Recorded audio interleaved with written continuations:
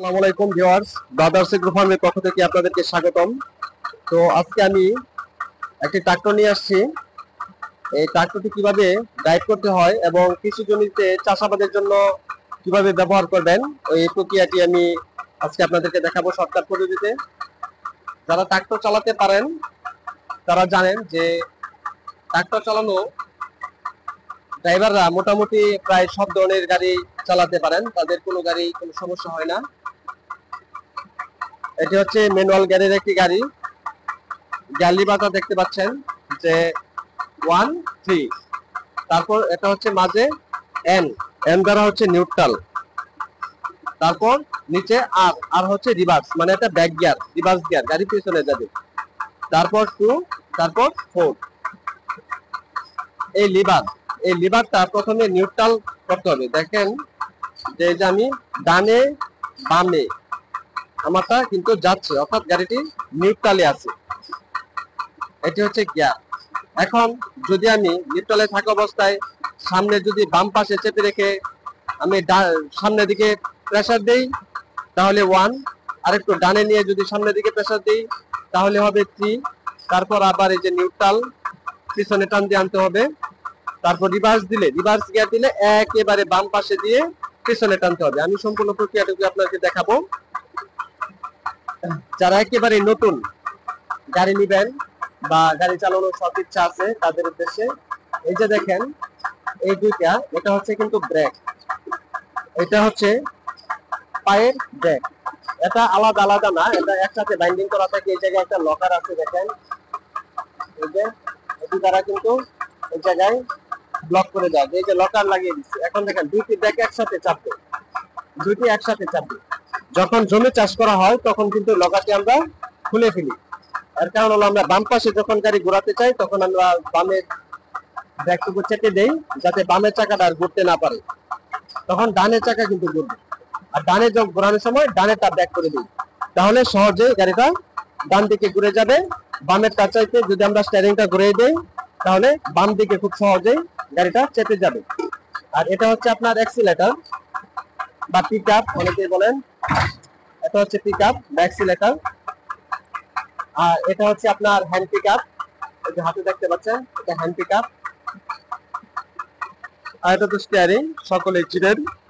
আর এদিকে আসা যাক বাম পাশটায়, এই যে আরেকটি লিভার রয়েছে দেখেন, এই যে এটা হচ্ছে ক্লাচ, এটি হচ্ছে ক্লাচ, এটি সম্পূর্ণ চেপে ধরতে হবে। এটি হচ্ছে ক্লাচ।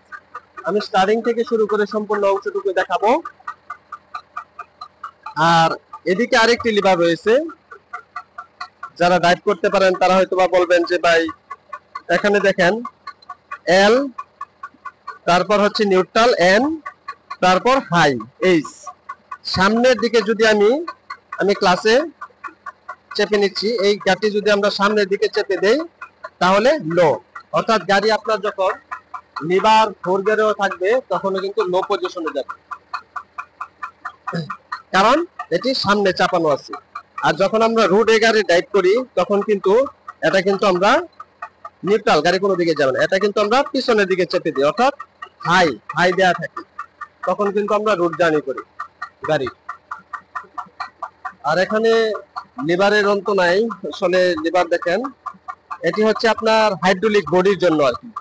যখন আপনার টলি মাল নিবে, অর্থাৎ বডি মাল নিবে, তখন বডিকে হাইড্রোলিক সিস্টেম দিয়ে উঠানামা করানোর জন্য এই লিভারটি ব্যবহার করা হয়।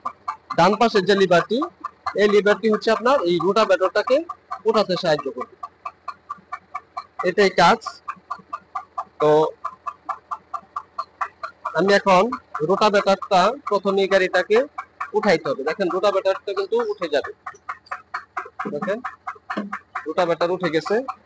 এখন আমার করণীয় কাজ হচ্ছে ক্লাচটা আমি এটা কিন্তু চেপে ধরেছি, তারপর দেখেন এই যে এটা নিউট্রাল আছে। এখন আমি যদি সামনের দিকে ধাক্কা দেই তাহলে হচ্ছেটা কি, এই যে দেখেন সামনে গেছে, এই পিছনে, ঠিক আছে। এখন যদি আমি যে এখন আরো পিছনে দেই তাহলে আমার কিন্তু 4 গিয়ারে লেগে গেছে। আমি 4 গিয়ারে একটু টান দিয়ে দেখিয়ে দিচ্ছি, দেখেন এটা কিন্তু সামনের দিকে এগিয়ে যাবে, ঠিক আছে। এখন আমি রিভার্সে যদি দেই একেবারে বাম পাশে চেপে ধরে পিছনের দিকে চাপবেন। এখন গাড়িটা রিভার্সে লেগে গেছে। এখন দেখেন গাড়িটা রিভার্সে যাবে, রিভার্সে যাবে। এই যে ব্রেক চেপে ধরেন, বাস ব্রেক হয়ে যাবে। আমি রোটাভেটরটাকে নামানোর জন্য এখন যে কাজটি করতে হবে, এই যে ডান পাশে যে লেবারটি দেখিয়েছিলাম, এই লেবারটি নিচের দিকে হালকা ভাবে চেপে দেন। রোটাভেটরটি আপনার নেমে গেছে, নেমে গেছে। এই হলো কাজ, আসলে তেমন কিছুই নয়, তেমন কিছু নয়। আর গাড়ির স্টার্টিংটা এই ট্রাক্টরে বন্ধ করার জন্য চাবিটা দেখেন অন্যান্য প্রাইভেট কার গাড়ির মতো না, চাবিটা আমি অফ করে ফেলেছি, বন্ধ হয় না। এখন এই যে লাল বোতামটা দেখতে পাচ্ছেন, এই যে এটাকে যদি আমি এদিকে টেনে ধরি, এদিকে যদি আমি টাইনা নিয়ে আসি, তাহলে কিন্তু বন্ধ হয়ে যাবে। আর এগুলো লাইট, হেড লাইট, আর এদিকে হচ্ছে ইন্ডিকেটর। আমি ভিডিওটা নিজেই করতেছি, যার দরুন আমি আপনাদেরকে টোটাল অংশটা দেখাইতে পারতেছি না। আমি পরবর্তী সময় কারো সাপোর্ট নিয়ে চেষ্টা করব বিষয়টা আরো ক্লিয়ার করার জন্য। যদি কারো বুঝতে অসুবিধা হয় তাহলে আমাকে কমেন্ট করে জানাবেন, যাদের প্রয়োজন আর কি এই বিষয়টা, তাদের জন্য। ধন্যবাদ ভিডিওটি দেখার জন্য। আসসালামু আলাইকুম।